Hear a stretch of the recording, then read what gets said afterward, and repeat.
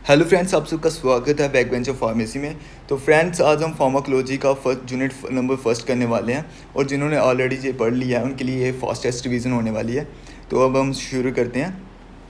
जो ये वर्ड होता है फार्माकोलॉजी, ये हमारे दो वर्ड से ड्राइव होता है, दो ग्रीक वर्ड से ड्राइव होता है। जैसे कि फार्माकोन हो गया, फार्माकोन का मतलब होता है ड्रग और लॉजी का मतलब होता है स्टडी।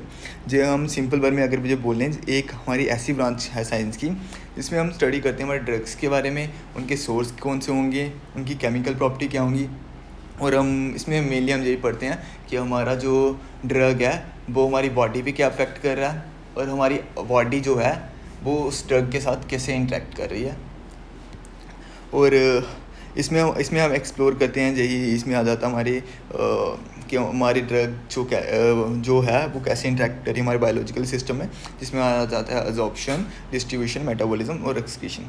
और अगर ब्रांचेस की बात करें इसकी, तो दो ही ब्रांचेस हैं इसकी, एक फार्माकोकाइनेटिक्स, एक फार्माकोडायनेमिक्स। ठीक है, फार्माकोकाइनेटिक्स में हम आ जाएंगे एब्जॉर्प्शन, डिस्ट्रीब्यूशन, मेटाबॉलिज्म और एक्सक्रीशन। और फार्माकोडायनेमिक्स में ये आ जाएगा कि हमारा जो ड्रग है वो हमारे बॉडी के साथ क्या करता है, मतलब इसका मैकेनिज्म ऑफ एक्शन क्या होगा, कैसे हमारी बॉडी पे थेरेपेटिकल इफेक्ट शो करेगा, वो कैसे रिसेप्टर पे बाइंड करेगा। ये सब फार्माकोडायनेमिक्स में आ जाएगा। अगर हम स्कोप की बात करें, जो स्कोप है फार्माकोलॉजी के, उसमें आ जाता है कि ये सब कवर कर देता है रिलेटेड हमारा ड्रग के बारे में सब, और हमारी बॉडी पे मेडिसिन कैसे वर्क कर रही है। इसमें हमारे इंक्लूड हो जाएगा फार्माकोकाइनेटिक्स, कि हमारी जो बॉडी है वो कैसे इंटरेक्ट करती है ड्रग के साथ, मतलब कि क्या क्या होता है ड्रग जब हम लेते हैं। जैसे कि पहले एब्जॉर्प्शन होती है, फिर वो हमारी बॉडी में डिस्ट्रीब्यूट होता है, फिर मेटाबॉलिज्म होती है, फिर एक्सक्रीशन। और फार्माकोडायनेमिक्स आ गई अनदर स्कोप इसका, जिसमें हमारा ये आ जाता है कि हमारा ड्रग कैसे काम कर रहा है हमारी बॉडी में। उसके बाद हमारी टॉक्सिकोलॉजी आ गई कि साइड इफ़ेक्ट या टॉक्सिक इफेक्ट क्या हो सकते हैं। और क्लिनिकल फार्माकोलॉजी भी इम्पॉर्टेंट है कि हमारा जो स्टडी है हमारे ड्रग की हमारे ह्यूमंस पे। क्लिनिकल फार्माकोलॉजी बेसिकली हमारी होती है कि हम स्टडी करते हैं कि हमारा ड्रग कैसे काम कर रहा है हमारी ह्यूमंस पे। आफ्टर डैट हमारे नेचर्स की बात करें, नेचर एंड सोर्स की बात करें। जो नेचर है ड्रग का वो उसके करैक्टरिस्टिक्स प्रॉपर्टीज़ होती हैं कुछ, जैसे कि जो natural and source of drugs. जो नेचर हमारे ड्रग का वो हमें पता चलता है उसकी प्रॉपर्टी से। जैसे कि हमारी फिज़िकल प्रॉपर्टी हो गई, फिज़िकल प्रॉपर्टी में आ जाएगी उसकी स्टेट ऑफ ड्रग। जैसे कि हमारा सॉलिड ड्रग आ गया, उसमें लिक्विड ड्रग आ गया। और केमिकल प्रॉपर्टीज़ हो गई कि हमारा जो ड्रग है वो ऑर्गेनिक है या इनऑर्गेनिक है नेचर में। ये हमारा नेचर हो गया ड्रग का। अगर हम अब सोर्स की बात करें ड्रग की, तो सोर्स बेसिकली हमारा जो नेचुरल सोर्स होता है मेन हमारा, जिसमें हमारे आ जाते हैं प्लांट से हमें जो ड्रग्स मिलते हैं, जैसे मॉर्फिन हो गया, एट्रोपिन हो गया। और एनिमल से जैसे इंसुलिन हो गया। मिनरल्स हो गए हमारे कुछ, फेरस सल्फेट एनीमिया में काम आता है, कैल्शियम कार्बोनेट। और माइक्रोबल हो गया जैसे, और ह्यूमन में वही आ गया ह्यूमन इंसुलिन। और अगर हम सिंथेटिक सोर्स की बात करें, इसमें आ गए हमारे एस्पिरिन, पैरासीटामोल एक्स्ट्रा। सो एसेंशियल ड्रग कंसेप्ट बेसिकली हमारे ना एक ग्लोबल हेल्थ स्ट्रेटजी है, जिसको इंट्रोड्यूस किया था हमारे WHO ने। ठीक है, ये इंश्योर करने के लिए कि हमारा सेफ़, इफ़ेक्टिव और अफोर्डेबल मेडिसिन मिले हर एक इंसान को। मतलब कि ड्रग हमारा सेफ़ भी होना चाहिए, अफोर्डेबल भी हो कि इंसान खरीद भी सके, और हर एक बंदे के लिए अवेलेबल भी होना चाहिए। ऐसे नहीं हो कि उसकी क्वांटिटी कम हो मार्केट में।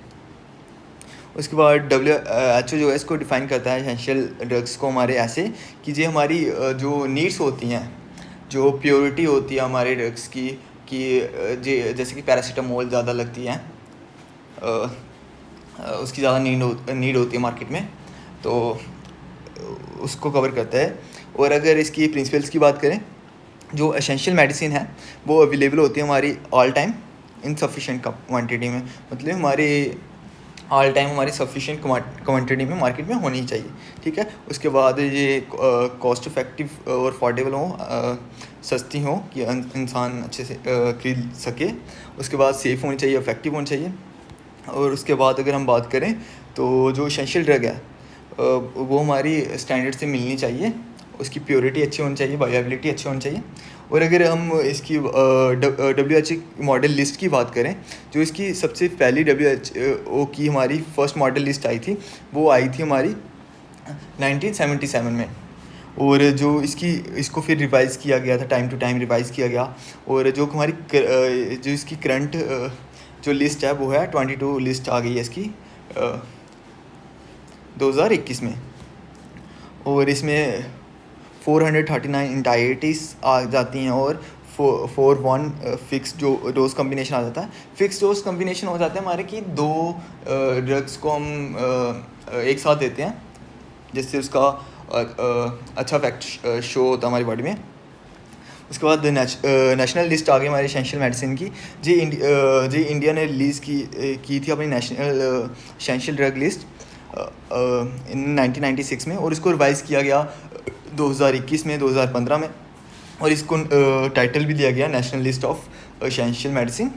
और जी आपको एक नंबर में पूछा भी जा सकता है, तो अच्छे से देख लेना। और जो इसकी लेटेस्ट लिस्ट है वो आई है सितंबर 2022 में। तो आप जो इसकी ईयर्स हैं वो याद रख लेना। अगर आपको इनके मेडिसिन्स कितनी है, इसमें कितने फिक्स डोज हैं, ये अगर याद नहीं भी रहेगा तब भी चलेगा, बट इनके ईयर्स याद रख लेना। आगे हमारा जो मेन कंसेप्ट आ गया है रूट ऑफ ड्रग एडमिनिस्ट्रेशन। जो रूट ऑफ ड्रग एडमिनिस्ट्रेशन है वो हमारा रेफ़र करता है कि हमारा जिस पाथ से हम ड्रग ले रहे हैं हमारी बॉडी में, और वो हमें अच्छा इफेक्ट शो हो रहा है, मतलब डिज़ायर इफेक्ट जो चाहिए वो मिल रहा है। तो जो हमारी चॉइस ऑफ रूट होती है वो डिपेंड करती है कुछ फैक्टर में, जैसे कि हमारी ड्रग की प्रॉपर्टी कैसी है।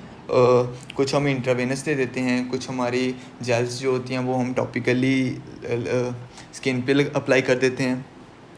और ये बेसिकली हमारे 2 टाइप के होते हैं, एक लोकल रूट्स और एक सिस्टमेटिक रूट्स।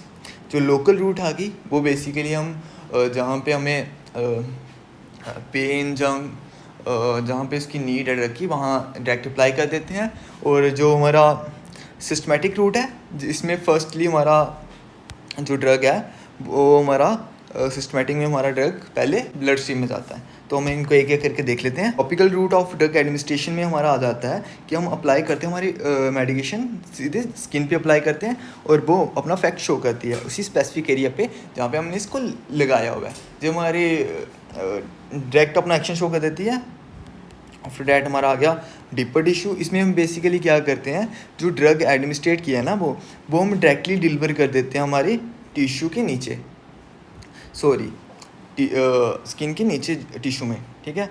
जो डीपर टिश्यू है बेसिकली इसमें हम जो आपका ड्रग है वो टिश्यू में देते हैं स्किन के नीचे, ओके। और इसको हम यूज़ करते हैं, अपनी सिरिंज यूज़ कर लेते हैं या नीडल यूज़ कर लेते हैं। और जो इसमें हमारे डीपर टिश्यू इन्वॉल्व्स होते हैं वो हैं इंट्रा आर्टिकुलर। इसमें हमारा क्या होता है, जो मेडिकेशन है ना वो हम इंजेक्ट करते हैं नी में, घुटनों में इंजेक्ट करते हैं। और इंट्रा जो थीकल है इसको बेसिकली हम इंजेक्ट करते हैं स्पाइनल फ्लूइड और स्पाइनल कॉर्ड में। और नेक्स्ट आ गया हमारा रिट्रोवॉल्वर। इसको मेडिकेशन को इंजेक्ट करते हैं हम बिहाइंड द आइज वॉल के पीछे।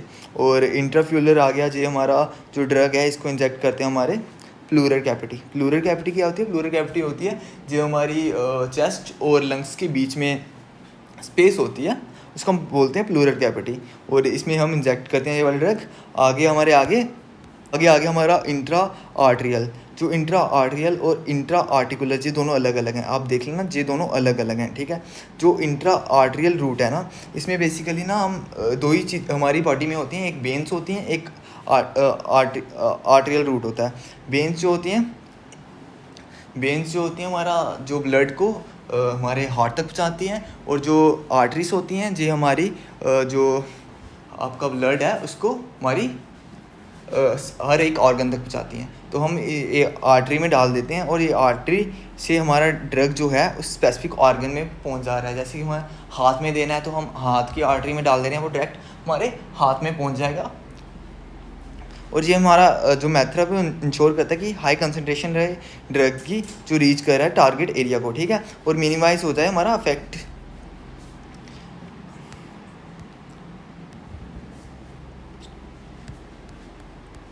आगे आगे हमारा सिस्टमेटिक रूट।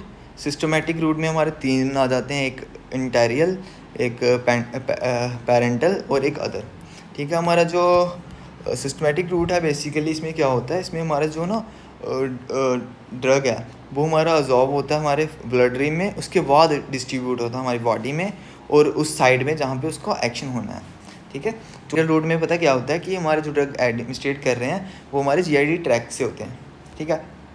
ओके, इसमें हमारे 3 आ गए हैं, ओरल, रेक्टल और सबलिंगुअल। और सबलिंगुअल में थोड़ा अलग होगा, वो मैं आपको बताता हूँ क्या होता है इसमें, व्हाट हैपन विद इट।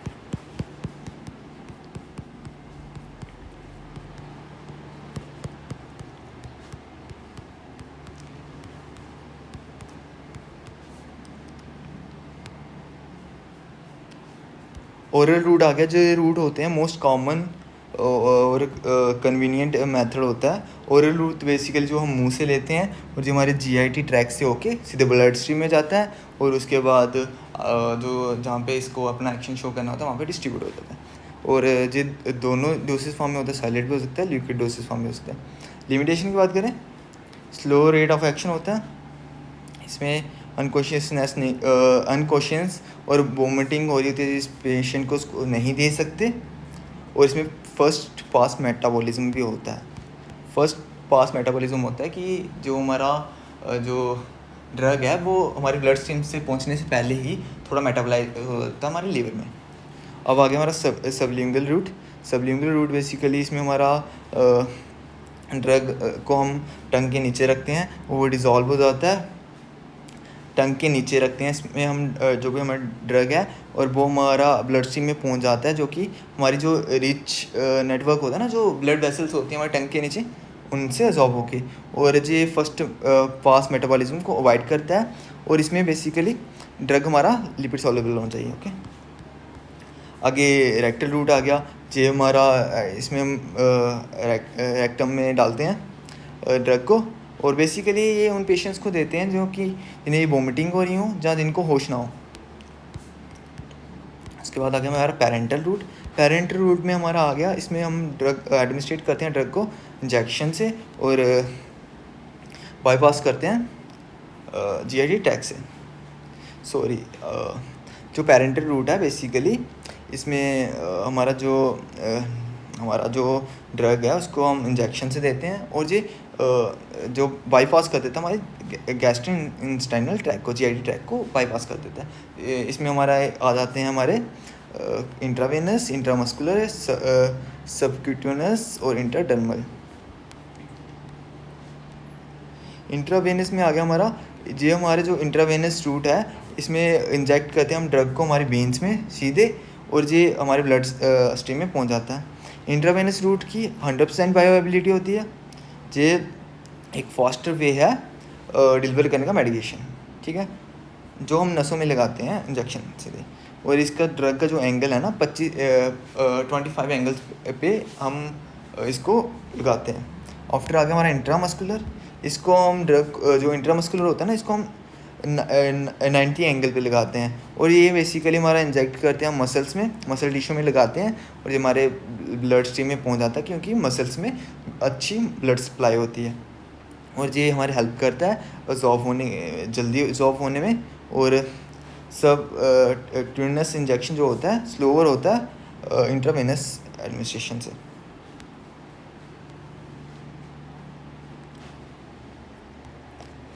अब आ गया हमारा सबक्यूटेनियस। इसमें बेसिकली क्या होता है, इसमें जो होता है ना, इसमें हमारे ये हमारे फैटी टिश्यूज़ होते हैं, फैटी टिश्यूज़, उनमें हम इसको इंजेक्ट करते हैं फैटी टिश्यूज़ में।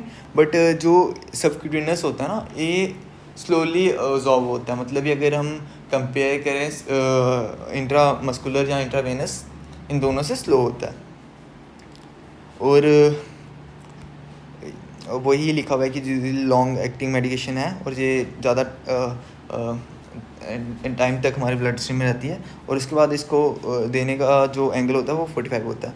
आफ्टर डेट आ गया हमारा इंट्राडर्मल बेसिकली हमारा क्या है, इंट्राडर्मल को हम इंजेक्ट करते हैं हमारे स्किन के एपिडर्मिस लेयर में, और इसको 10 से 15 एंगल में देते हैं। आफ्टर दैट हमारे आगे अदर रूट्स, इसमें इनहेलेशन आ गया, नेज़ल आ गया, और ट्रांसडर्मल, म्यूकोसल, ये सब आ गए।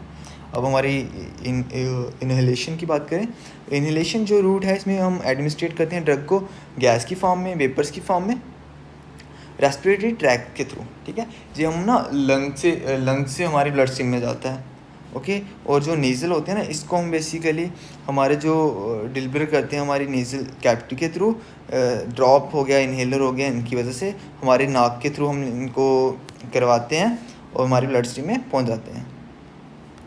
आफ्टर दैट हमारा आ गया ट्रांसम्यूकोसल। जो ट्रांसम्यूकोसल होता है ना, इसमें हम ड्रग जो है उसको डिलीवर करते हैं मेडिकेशन हमारे म्यूकस मेम्ब्रेन में, जो कि हमारे फाउंड होते हैं कुछ एरिया में। म्यूकस मेम्ब्रेन हमारा कुछ एरियाज में फाउंड होता है, जैसे कि माउथ हो गया, नोज़ हो गया, आइज़ हो गया। ड्रग एब्जॉर्ब होता है हमारे म्यूकसा में डायरेक्टली और हमारे ब्लड स्ट्रीम में पहुंच जाता है। आफ्टर दैट हमारे आगे कुछ इंपॉर्टेंट टर्म्स आ गई जी। इंपॉर्टेंट टर्म्स कर लेना क्योंकि ये एग्ज़ाम में आ जाती हैं। आफ्टर डैट हमारे अगोनिस्ट आ गए। अगोनिस्ट क्या है? अगोनिस्ट वो ड्रग हैं जहाँ वो सब्सटेंस हैं जो कि हमारे रिसेप्टर पे को एक्टिवेट करते हैं, रिसेप्टर पे बाइंड होकर उसको एक्टिवेट करते हैं और बॉडी से प्रोड्यूस कराते हैं उसका बायोलॉजिकल रिस्पॉन्स। मतलब कि जो हमारे ये क्या करते हैं, अगोनिस्ट हमारा रिस्पॉन्स शो करवाते हैं हमारी रिसेप्टर पे बाइंड करके बॉडी का। और ये ऐसे कि ये मिमिक करते हैं कुछ नेचुरल केमिकल्स, जैसे कि आपको पता है कि इंसुलिन होता है, इंसुलिन जब बनना कम हो जाता है तो हम बाहर से देते हैं कुछ ड्रग्स जिनकी वजह से इंसुलिन रिसेप्टर पे बाइंड होता है वो ड्रग और इंसुलिन का रिलीज इंक्रीज़ करवाता है। ये एक एग्जांपल थी। आगे हमारा एंटागोनिस्ट। एंटागोनिस्ट बेसिकली एंटागोनिस्ट क्या होते हैं? ये वो ड्रग जब वो सब्सटेंस होते हैं जो ब्लॉक कर देते हैं उस रिसेप्टर को, एक उस रिसेप्टर जो हमारा जहाँ पे ड्रग बाइंड होके अपना एक्शन शो करना था वहाँ पे खुद बाइंड होके और ब्लॉक कर देते हैं, उसको बाइंड करके ब्लॉक कर देते हैं और स्टॉप कर देते हैं। नेचुरल केमिकल का काम नहीं होता वहाँ पे। और अदर जो मतलब कि जो अदर हमारे जो भी हम ड्रग लें जहाँ कुछ भी हमारे जो नेचुरल केमिकल थे वो जाके वहाँ पे बाइंड हो रहे थे और अपना एक्शन शो कर रहे थे, वो नहीं हो पाएगा क्योंकि एंटागोनिस्ट खुद आके वहाँ पे बाइंड हो चुका है। एंटागोनिस्ट जो हमारा है वो खुद आके वहाँ पे रिसेप्टर पे खुद आके बाइंड हो गया है, जिसकी वजह से हमारे जो नेचुरल केमिकल्स थे वो आके बाइंड ना हो पाए। इसमें कम्पिटिटिव और नॉन कम्पिटिटिव अगोनिस्ट आ जाते हैं। उसके बाद आके स्पेयर रिसेप्टर। अब स्पेयर रिसेप्टर बेसिकली क्या होते हैं जी? कुछ एक्स्ट्रा रिसेप्टर पड़े होते हैं हमारे सेल में, मतलब कि इनकी हमें ज़रूरत नहीं होती मैक्सिमम इफेक्ट शो करने के लिए। मतलब कि जहाँ पे अगर हमारे 4 रिसेप्टर हैं, इनमें से अगर 2 रिसेप्टर पे बाइंड करके जो भी हमारे ड्रग जहाँ नेचुरल हमारे नेचुरल केमिकल्स आके यहाँ पे बाइंड हो रहे हैं और अब इसका मैक्सिमम इफेक्ट शो करवा रहे हैं ड्रग आके जहाँ पे बाइंड हो रहा है 2 रिसेप्टर पे भी और अपना मैक्सिमम इफेक्ट शो करा रहा है, तो ये जो बचे हुए 2 हैं ये एक्स्ट्रा रिसेप्टर हो गए जिनको हम स्पेयर रिसेप्टर बोलते हैं।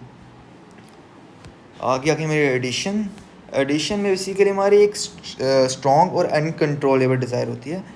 हमें पता है कि ड्रग ये हमें हार्म करेगा, फिर भी हम इसको छोड़ नहीं पाते हैं क्योंकि ये होता है क्योंकि ड्रग जो हमारे चेंज कर देता है हमारे ब्रेन को और ब्रेन पे इफेक्ट करके हमारे मतलब पर्सन को क्रेविंग होती है उस ड्रग के लिए कि मुझे ये लेना है, जैसे कि अल्कोहल के लिए होती है।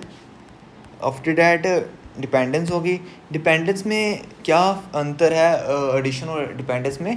बेसिकली जो डिपेंडेंस है ना, ये हमारी जो बॉडी है वो उसको मतलब कि जब हम उसको अगर छोड़ दें, अगर हम कोई ड्रग ले रहे हैं लगातार और उसकी डिपेंडेंस हो गई हमारी बॉडी को और उसको अगर हम छोड़ दें तो हमें विड्रॉल सिम्टम देखने को मिले वाली हमारी बॉडी को उसकी आदत हो गई है और अगर हम उस ड्रग को छोड़ भी दें फिर भी उसके विड्रॉल सिम्टम देखने को मिलेंगे।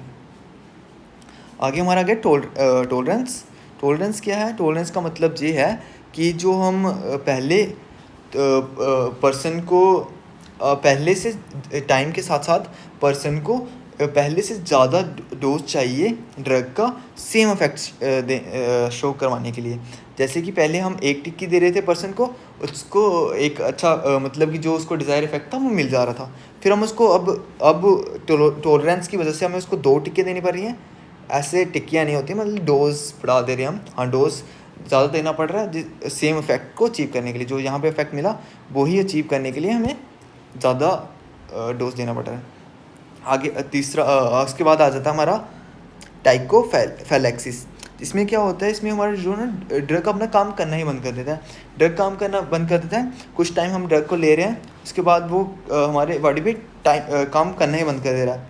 बल्कि हमारा डोज भी सेम है, फिर भी ये होता है क्योंकि हमारी बॉडी उसको अडॉप्ट कर लेती है, ड्रग को, उस ड्रग को अडॉप्ट कर लेती है, जिसकी वजह से वो ड्रग हमारा काम करना ही बंद कर देता है।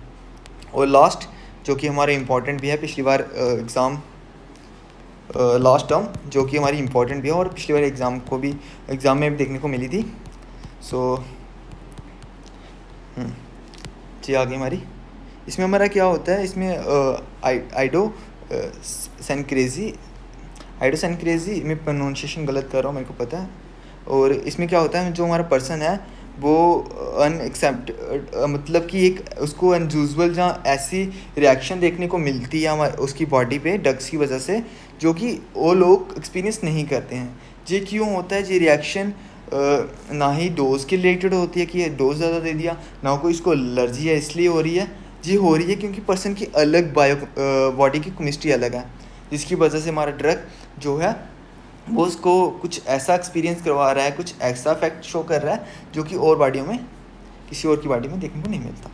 आफ्टर दैट हमारे ये एलर्जी में क्या है? बेसिकली एलर्जी में हमारा जो बॉडी का इम्यून सिस्टम है ना, उसको लगता है कि ड्रग हमारी बॉडी के लिए हार्मफुल है, तो वो क्या करता है?